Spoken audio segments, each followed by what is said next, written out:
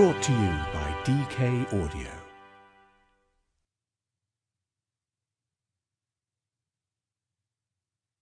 DK Audio presents To Stand and Stare, How to Garden While Doing Next to Nothing.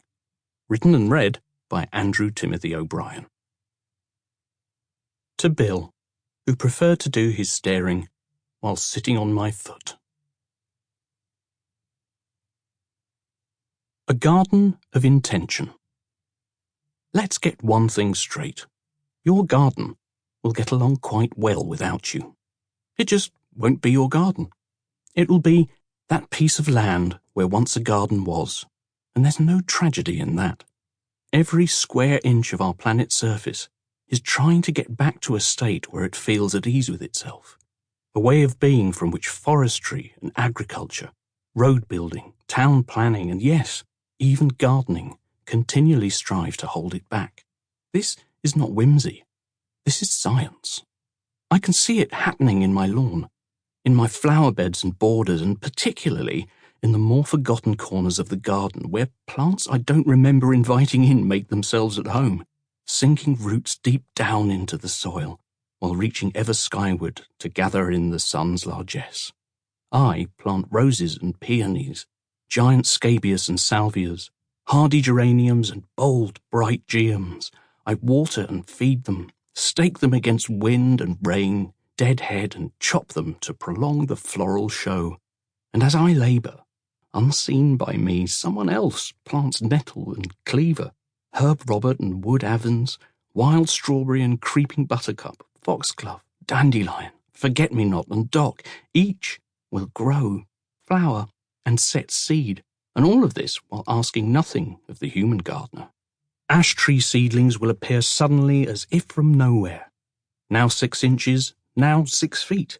Never turn your back on an ash seedling. It will be a rangy sapling tree before you know it.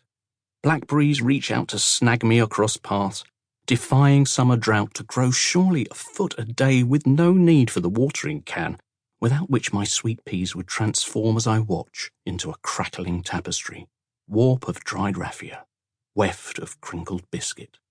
To please pollinating insects, I mothball the mower for several weeks and give the lawn leave to run to seed. Hoverflies and bees skim merrily from daisies to clover, self-heal and ribwort plantain.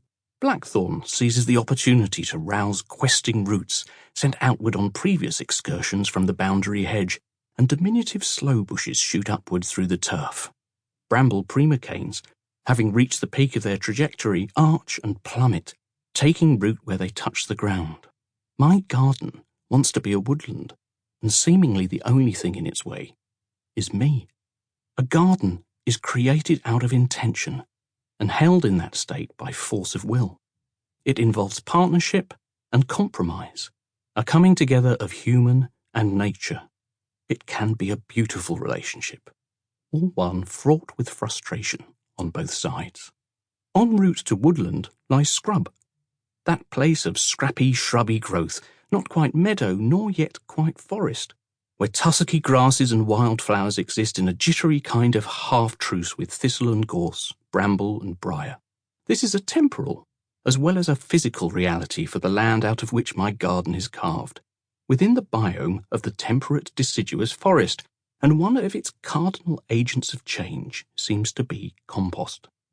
Long before you or I were exhorted to reduce, reuse and recycle, nature was composting, and doing it with an efficiency that not only disdains our own half-hearted attempts, but lies at the heart of a process that sees bare, inhospitable rock become host to rich communities of life, a transformation begun by the first doughty, pioneering plant, root winkled into a rocky crag, dropping leaves and succumbing itself to the passage of time.